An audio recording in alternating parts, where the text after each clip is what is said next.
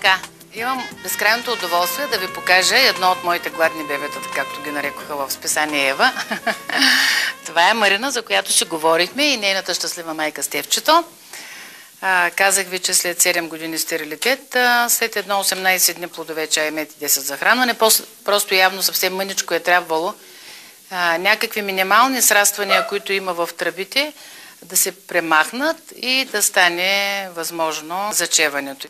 В списание Ева аз трябва да донеса тук, защото може би всички не сте го видяли, да я видите като бебенце, тя като една кукла Барби. Направо една пациентка пита: доктор Емилова, това живо дете ли или е кукла Барби? Викам: живо дете, казва се Марина, и от Пловдив. И сега, значи, ще направи 5 годинки ли? 6 ще направи на 15 юли, значи на 5 години и половина.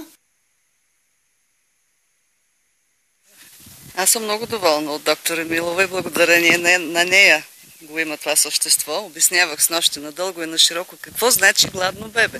Те винаги се раждат много здрави деца и после растат много интелигентни, защото са расли в една чиста отроба на майката, която предварително е провела разтоварителен режим с омекотено гладуване, а след това се е хранила природосъобразно по време на бременността. Така детенцето след това е било кърмено с чиста кърма и затова всички деца, родени по този начин, са много кротки, добри деца и много красиви винаги. Много интересно, че аз на 40 години я родих. Тя малко...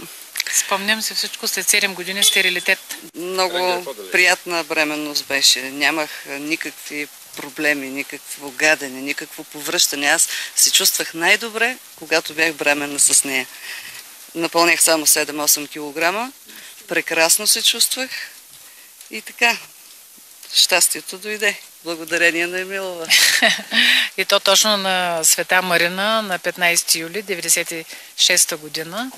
Тогава ние получихме тази страхотна новина. Заедно с моите пациенти бяхме в това време в Стара планина, Тетеванския Балкан, и с няколко бутилки минерална вода се почерпихме за здравето на Марина.